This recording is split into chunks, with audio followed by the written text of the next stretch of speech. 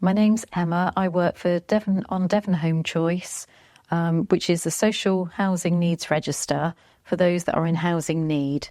We currently have around 1,800 live applications on the Devon Home Choice register for Exeter.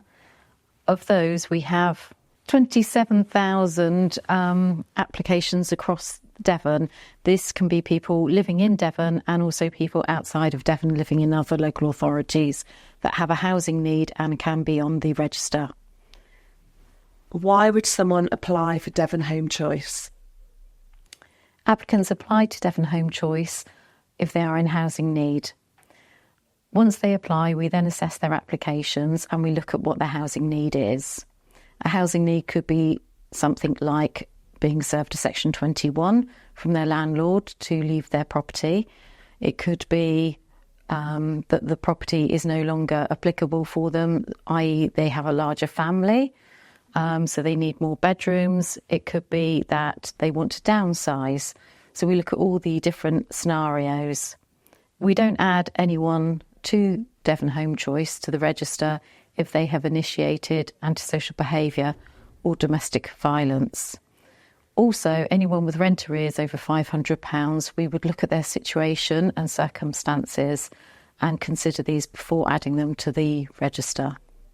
Is Devon Home Choice a crisis service? Devon Home Choice Register is not an emergency service.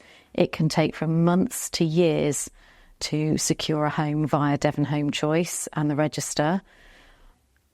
Unfortunately, there is a housing crisis and there is a shortage of homes available. This is seen by the lets that happen each year. 4-bedroom properties are very scarce, and our highest number of households are looking for a 1-bed property. Each week we would suggest people bid on a regular basis and place a maximum of 3 bids, ideally using all 3 bids if they can, if there are other properties available. We also encourage people to look outside of the Exeter area and also to consider private rented. What is the process for applying for Devon Home Choice? Applicants can register for Devon Home Choice via our online application form, which is at www.devonhomechoice.com, and it's straightforward to sign up. You work through, I would suggest you get all your information together and you work through an application form. You'll need to know your national insurance number, your date of birth, your 5-year address history, also your annual income, and that's the same for any household members that you want to move with you. So if you're a single applicant moving out of your parents' home, you do not need to add them into your application. How does local connection work? A local connection on Devon Home Choice can be deemed in several ways. It could be under a Section 106, which is how properties are actually, when developed in planning stage, they get issued Section 106, which states it is for local people with a local connection. These do vary on their requirements, so it's always best to check with the landlord advertising that property what the Section 106 covers. There is also the possibility that Exeter can have what's called their borders up, which we currently have at the moment. This means that anyone applying for properties will only be successful if they have a local connection to Exeter. This happens when there has been over a 2% move in the numbers of people moving in and out of Exeter. So currently, as I say, Exeter have got their borders up. Other local authorities may also have their borders up and would only be taking successful applicants from those with local connection. Is it the case of how long you're on the register that you get to the top of the list? Depending on your banding and the time on the register is very different. You do not join the register and then go up the list and get higher, so you're more likely to get a property. Each person is awarded a banding and a start date. Now, when people bid on a property, when the shortlists are drawn up by the landlord, it will always have whoever is in the highest band with the longest start date of that band at the top of the list. So i.e. Band A, who've held that for several months, will be higher than a Band B that's held their banding for several years. So it works from Band A down to Band D in Exeter. Exeter do not hold Band E, and some other local authorities in Devon do hold these.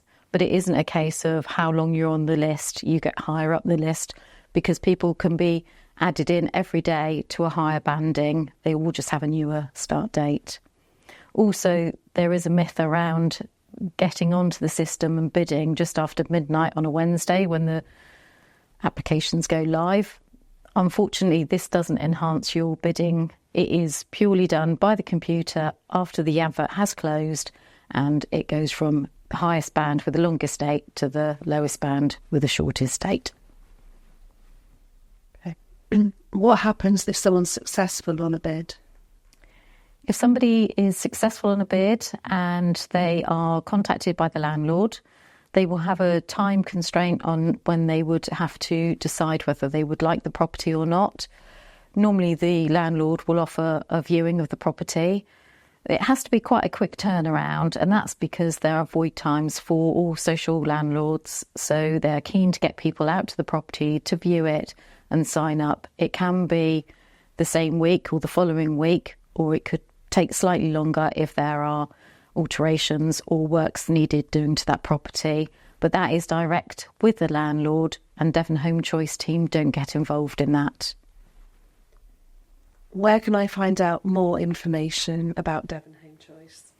Our website is really informative and has lots of myth-busting parts, and also covers things like damp and mould. We would invite people to contact their landlords in the first instance if they are suffering from damp and mould. If it's not resolved with their landlord, they can contact environmental health. We also have links on there to different agencies if you have rent arrears, and there's also a brilliant how-to video on there which shows you how to use Devon Home Choice and covers lots of different topics. How many bids do I have a week, and do I have to use them all? All applicants on Devon Home Choice have the option to use 3 bids per week. Obviously, we would ask that people only bid if they are interested in a property, because once you bid on a property, you can withdraw a bid. However, if you go through the shortlist and you're offered that property and you then decline a property, that counts as 1 strike. And if you have 3 strikes, you could have your banding amended or taken off the applicant. Because basically we are a housing needs register, and we're in the job of actually providing social housing. So unfortunately, we don't ask people to bid and then change their mind after the allocation. So we're really keen for people to bid on properties they are happy with and they would like to move into, but also to use 3 bids if possible, because that would obviously enhance their chances. We find that maisonettes and flats aren't quite as popular as houses. So if people need to move to a 3-bed property and they've been bidding on houses and haven't been successful, it would be ideal if they consider flats and maisonettes, because, as I say, they're not quite so popular. I was 3rd when I placed a bid, but I'm now 17th. Why is this?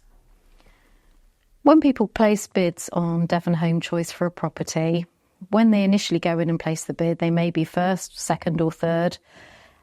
Depending on what time they place the bid, it may be that other people that are interested in that property haven't placed their bids yet. So as more and more people go on and place bids, your number will change in that short list. It isn't until after the bidding has closed that the short list is then drawn up by the computer.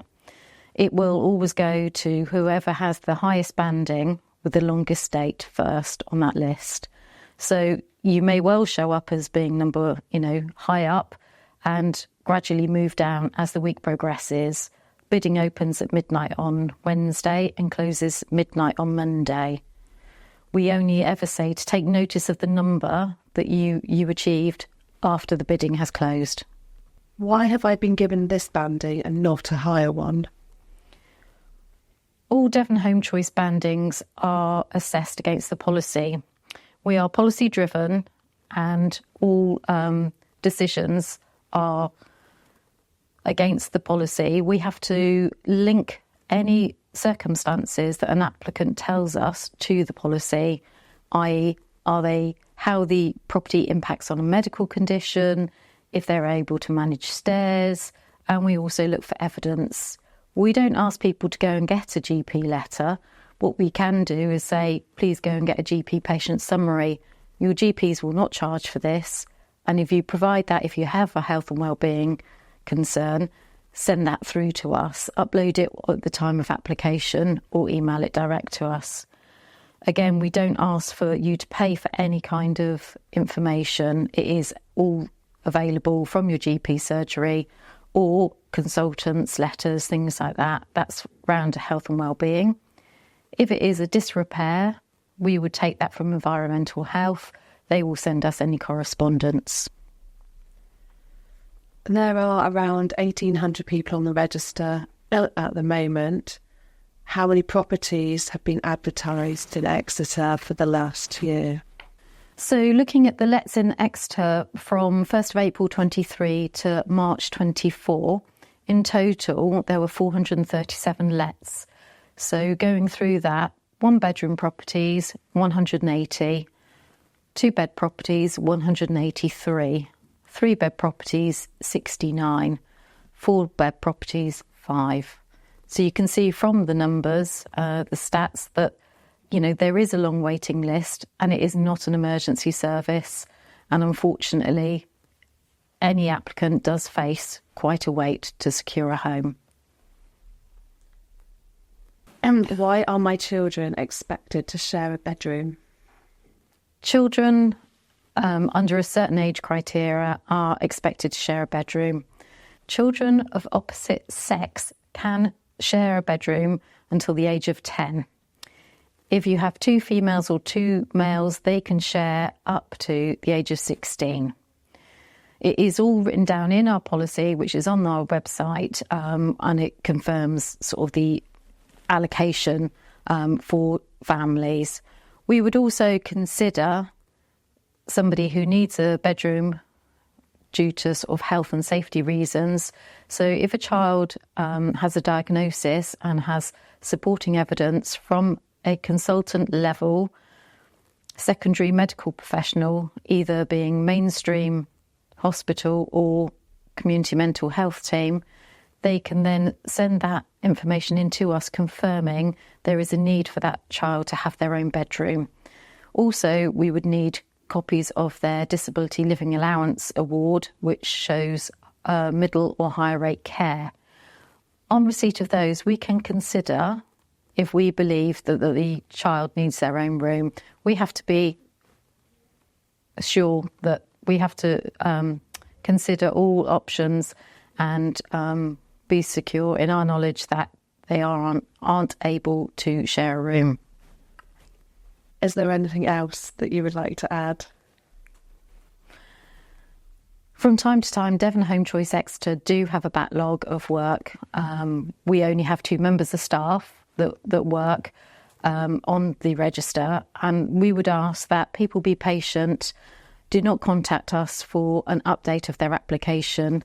We will get to it as soon as possible. We work strictly on all applications and emails received in date order. So whilst we appreciate that some people feel that it's an emergency, we would go through it in strict date order. We do have people who are homeless that are living in their car, or people that are facing awkward situations at home. What I would suggest is, if anyone is in that situation, to contact the Homeless Housing Options team on 01392 265 726.